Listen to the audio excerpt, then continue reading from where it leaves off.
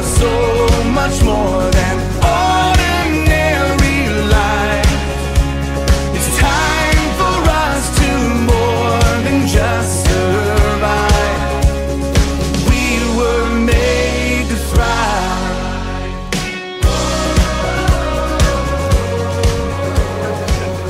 Except when I get grumpy.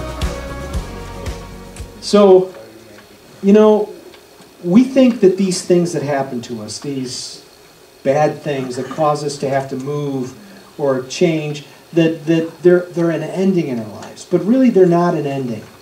And that's what we're going to look at this morning. We're going to look at this transition that Moses has to make, fleeing from everything he knew. He was about 40 years old when he left Egypt, fleeing from everything he knew, everyone he knew, and running away to the land of Midian, which was outside of the Egyptian. It was the closest that he could go to leave Egypt's influence. And so he's fleeing all this stuff, and he's wandering. And that's where we pick up in Exodus chapter 2, verse 15. When Pharaoh heard of this matter, Moses killing an Egyptian and hiding the body, he sought to kill Moses. But Moses fled from the face of Pharaoh and dwelt in the land of Midian. And it says he sat down by a well. So I have a picture of what they believe is. Mary, could you turn the light off? These lights here. I don't know if you can see it. It's kind of bright, but I have my laser pointer. So this is what they believe was the well that Moses stopped at in the land of Midian. And it's just a hole. It's just a hole in the ground with this area around it for, being able to water your sheep and stuff. So Moses was forced to leave his old life behind and start his life new. Can you just picture Moses sitting on this rock? Just sitting there, thinking, what am I going to do now? What in the world is happening? So then we move ahead in Exodus 2:16. So Moses is sitting on the rock, and it says in Exodus 2:16, now the priest of Midian had 7 daughters, and they came and drew water, and they filled the trough to water their flock, their father's flock. So I have a picture of there. So this is basically what they would do. They would drop the bucket into the well, and then fill the watering troughs, and the sheep would come, and they would drink the water, because this is desert. Midian, if you're by the sea, by the Gulf of Aqaba, there's green there. But if you move inland at all, it's just desert. And so they had to water these. They would eat the desert shrubs, but they had to water their sheep every day. So the 7 daughters of the priest of Midian would do this every day to water their sheep. But it says in verse 17, then the shepherds came and drove them away. Okay, Mary, you can turn the lights back on. The shepherds came and drove them away. So apparently, things haven't changed much. You have your bullies. And so these women, the shepherds would probably do this intentionally. They would wait for the women to come and get the well ready and then fill the troughs with water. And then they would drive them and the women and their sheep away. They would force them out and say, we're here now. You have to give us a turn. And by doing that, they got free water. Anybody ever do that kind of thing to you? Just maybe some person at work who's a bully, or at school, or in your neighborhood, maybe in your family. Maybe you have a bully in your family. It's not a fun thing. And as these women were doing this was, I believe, an everyday occurrence. Have you ever had to face that kind of opposition and just abuse from somebody every day? Every day they come, they have to fill the water thing, then they get driven off, and all the other shepherds water their sheep, and they have to stand around and watch for who knows how long. And then after all the water's been drunk by the sheep, then they take their sheep and they have to do it all over again. They have to fill the troughs again with water. And it was probably an all-day thing. Every day they had to deal with this, every day. And as Moses is sitting there, You just when you're in that kind of a place that Moses is at, you're very introspective. You're just kind of wrapped up in your own world. You're only thinking about your problems. You're wondering, what am I going to do now? What do I know how to do? I know how to be a prince of Egypt. I mean, how can you make money doing that? And I could just see him shaking his head, just wondering what in the world. Okay, where am I going to sleep? What am I going to do? And then all of a sudden he sees this going on, and I think at that point something happens in Moses where he realized, oh, other people besides me have problems. I have problems, but other people have problems in this world. And I need to take maybe my attention off of my own misery for the moment and look at somebody else's problem for a change. Maybe that's a good move for us to make when we're so overwhelmed by our own issues that we can think about other people and pray for other people and their problems as we take our mind off of our own problems for a short time. So Moses wasn't the only person having troubles. These gals were day in, day out abused and manipulated and used by these other shepherds. And there was nothing they could do about it. They were just totally powerless to do anything about it. So in Exodus 2:17b, it says, "But Moses stood up and helped them and watered their flock." Now this word "stood up," it is frequently used in martial contexts. You know what martial contexts are, right? Military. Martial arts, that's the study of fighting, right? So the word is used in regard to fighting, and it refers to preparation for engagement in and victory in war. So it's kind of like, we have some I have an Egyptian, these are Egyptians. And so, they have, this is Egyptian art, so don't make fun of it. They have spears, and those are axes and shields, and they're in a fighting formation. They're ready to fight, And so I imagine that Moses, when he's sitting there, he's just ruminating about his own problems. You never ruminate about your own problems, do you? And he's just ruminating, and then he sees this, and it's, you guys are idiots. And he's getting more and more worked up. And Moses is trained to be a prince of Egypt. And one of the things that princes of Egypt would have done, I think, would have been to fight. They would have been trained for battle, because that was a big part of what it meant to be a ruler, is to be able to fight. And so he was probably trained in all kinds of hand-to-hand combat, weapon combat, and he's just, a fighting machine. And we know he's capable of killing someone because he killed an Egyptian overseer over the slaves. And I can imagine that was no easy task. This guy, the guy that he killed, his job was to keep people in line. He was prepared. He was probably a soldier trained to fight. And so Moses killing him was a big deal, because it showed the tremendous training that Moses had in fighting, as well as philosophy and religion and all those other things he would have been trained in. So that Egyptian thing just doesn't do it for me. Now, I have a picture, if I were to be in this situation, let's say I was in a gang, and this guy, who I'm going to show you, came up and did this, I would walk away. Okay? Garrett, you want to show us the next guy? If I was in a situation where I was doing something, and this is Bruce Lee, if Bruce Lee all of a sudden he takes his shirt off, I think he does that in one of his movies, he takes his shirt off and he grabs his staff and he goes like this, I'm running away, right? Everybody did. Everybody did. Smart ones. The smart ones, yeah, everybody else got their noggins knocked. So I can just imagine that when it says he stood up, that he did some military, Bruce Lee kind of thing where he's all ready to go at these guys. And they recognized it for what it is. Their death. They realized that, okay, this is no ordinary man. This is an Egyptian general, and he is going to kill us if we don't get out of the way here. So it says, that he stood up and helped them. Now, it doesn't say he killed anybody. But again, we talked about last time that Moses had that inclination to be a peacekeeper instead of a peacemaker. Now, I wanted to say from last week that being a peacekeeper, there's nothing wrong with being a peacekeeper. We need peacekeepers. That's what the military is for. That's what the law enforcement is for. It keeps order, and we need to have people who are there to keep the peace.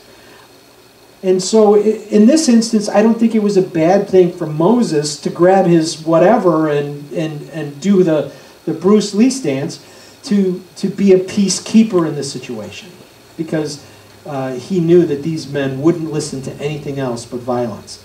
But I don't believe he did do violence to them, because it doesn't say that he did. So he stood up, did his military thing, and they were like, okay, all right, just calm down, we'll get our sheep out of the way. And then it says in the verse that he watered their flocks. So not only did he rescue the damsels in distress, the 7 daughters of the priest of Midian, but he also watered their flock for them. He buckets and buckets and buckets. I don't know how big their flocks were, but it was a lot of water. And so he worked and worked and worked and gave them the water that they needed. So Moses stepped in as a peacekeeper again in this situation. So I imagine the way this would go is that the girls would come early in the morning and fill the water jug, the trough. Then the other shepherds would come in, maybe at about, let's say they got there at about 8 o'clock. The other shepherds, the hour of filling the trough, the other taking turns, These are really buff women. Pulling that bucket up every day, really muscular. So they filled the trough, maybe about from 8 to 9 o'clock, they're filling the trough with water. And then about 10 to 9, the other shepherds start moving their sheep in, and then they run them out at about 9 o'clock. And then they have to water all of their sheep. So they use the water that the ladies have drawn, and then they have to fill it for themselves over and over and over again. So probably 12 o'clock in the afternoon, everybody else has gotten done. So that's when the girls can start watering, pulling up the water again. Maybe 1 o'clock, they fill the trough again, and then they have to water all of their sheep, and maybe that takes them to about 3 o'clock. So they get home every day at 4 o'clock. Could you imagine the futility of that? Of having to do that every day? It would be a horrible situation. So, in verse 18, it says, when they came to rule their father, so if in this scenario, they get there at 8, they fill the water trough at 9, and then maybe at around 9:15, Moses runs off the other shepherds and all their sheep. He fills it up. So they're home 11 o'clock. They're home by 11 o'clock. Maybe 12 o'clock at the latest. So they're like 4 hours early. And I'm just making this up, by the way. So they come home, and they came to their father, and he said, how is it that you come so soon today? Why are you 4 hours early?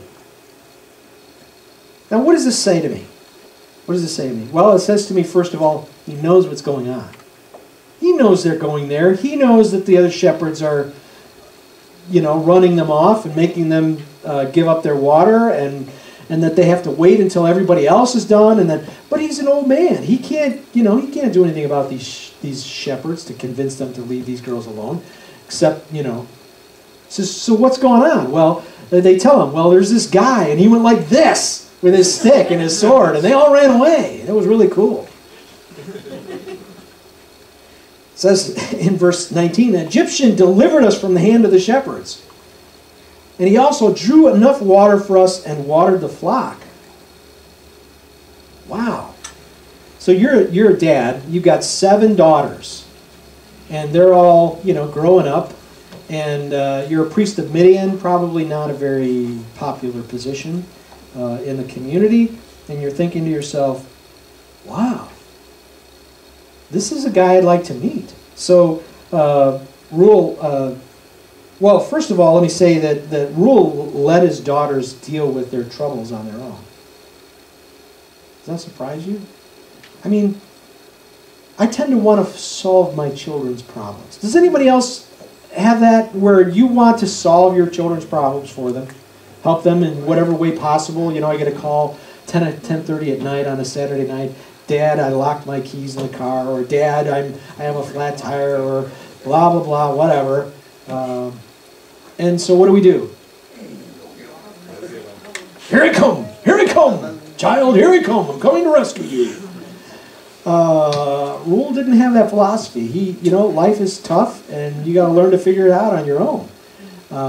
Maybe it's a little different now with cell phones. I mean, daughters couldn't, call and say, "Dad, they're doing it again." So Rule let his daughters deal with their troubles on their own, but God intervened on their behalf. And so in verse 20 it says, "So he said to his daughters, 'Where is he?' And they're like, 'Oh, he's probably still back there at the well.' This guy does this amazing thing for you. He rescues you from these shepherds. He waters your sheep, and you don't have the forethought to say, 'Hey, why don't you come home and have dinner with us?' So he says, 'Why is it that you've left the man? Call him that he may eat bread.'" So I can imagine, they're all probably in shock over the situation. They've dealt with this day in, day out for who knows how many years, this situation. And then all of a sudden, this guy comes up and he does his Bruce Lee thing and he waters their sheep, and they're all excited because they get to go home for lunch, and they get home and they're all chatter. And then Dad says, "Well, why didn't you bring him?" And then all of a sudden, can you guess what happens? Bing! Oh my goodness! What were we thinking? Let's go back. And so I can imagine all 7 of them are going back to the well to find Moses, who was probably thinking, "Man, that is the weirdest situation I've ever faced in my entire life." He was probably thinking, maybe I'll get a free meal out of this as he's doing it. Maybe that was his motivation. Maybe I'll get dinner and a place to sleep tonight. And they just walk away all chattery, and he's, "Bye." So they come back and they invite him, and he has dinner with them, ate bread. And so it says in verse 21 that Moses was content to live with the man. So Rule, obviously seeing a good thing in having this fighting man living in his house, invited Moses to stay, and Moses was content to stay there. I mean, he was nice people, 7 daughters doting over him all the time, and obviously a warm house and a nice place to sleep. And so Rule says, well, if you're going to stay here, you might as well be related. So he gives his daughter, Zipporah, to Moses as his bride. And so they get married, and she has a son and calls his name Gershom. And he calls his name Gershom, it says, because I have been a stranger in a foreign land. I think that kind of shows that although Moses was settling into this new life, his heart and his mind were back in Egypt. Because he couldn't call this new place home. It wasn't home for him. Home for him was back with his countrymen who were slaves in Egypt. And although he didn't have the right plan for delivering the children of Israel, I think he still had in his heart that desire to do that. And so, for Rule, I think the good thing about Rule is that he was able to look past Moses' faults and recognize his potential.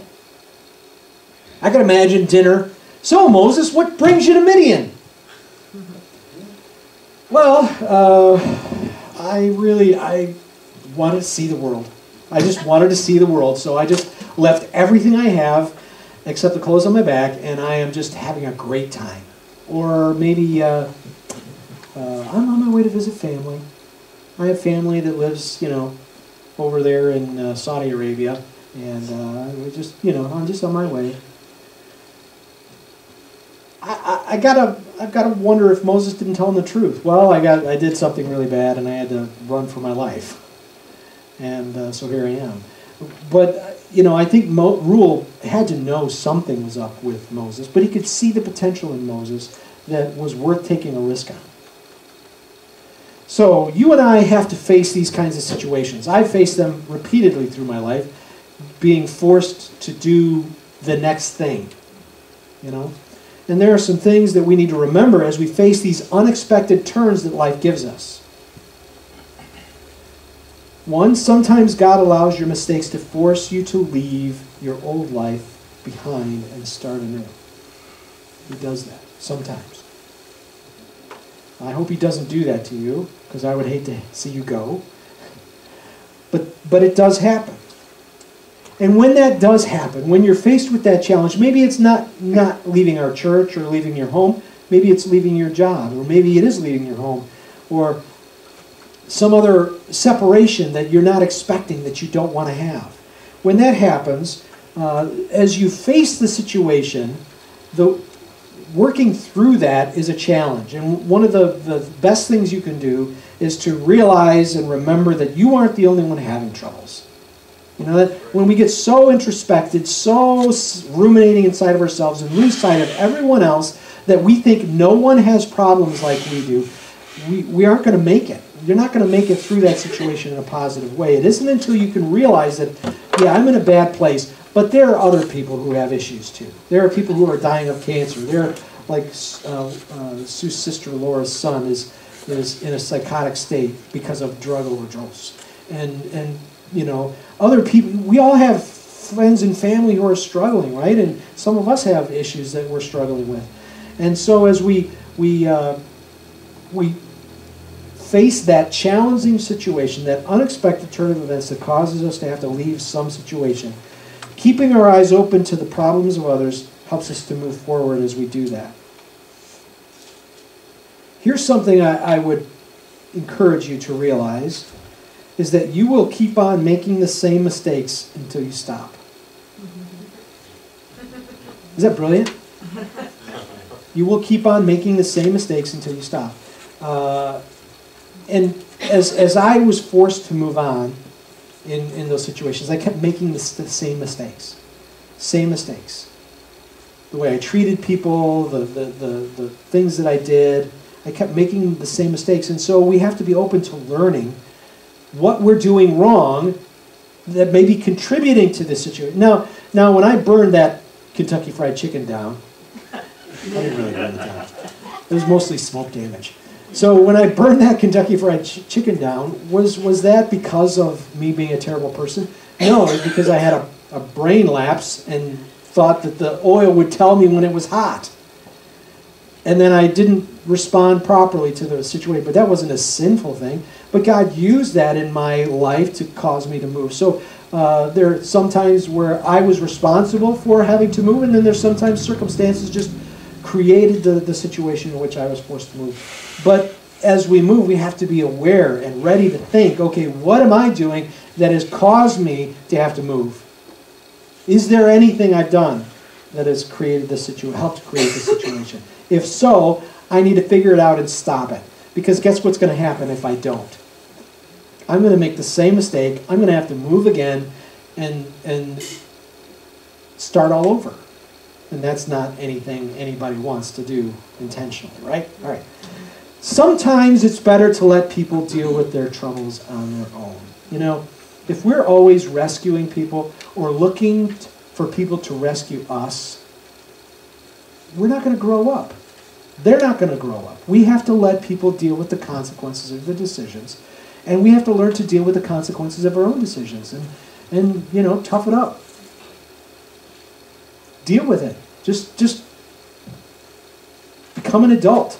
That's what we're trying to do, right? We're trying to teach our children to become an adult and be adults ourselves. And sometimes that means dealing with my own problems and facing them on my own. And then the last thing I would encourage you to do is, once you make it through to the other side of your troubles, and you will make it through to the other side, you need to be able to see past other people's faults so you can recognize their potential. You know, one of the things that disappoints me is when people who have gone through difficulty and grown through difficulty, when they see other people who are struggling with issues that are causing them difficulty, just turn their backs on them. Don't have any sympathy or empathy for them, or can't see the potential, even though they themselves have grown and matured. And so they look down, well, don't want to deal with that person. That person's got all kinds of issues.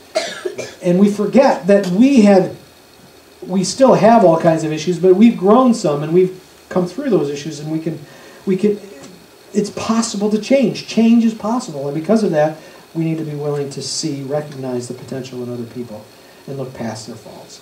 So when your mistakes force you to move on, you can be confident that God is already where you're going. You know, when I got kicked out of Moody, God was already in Arizona.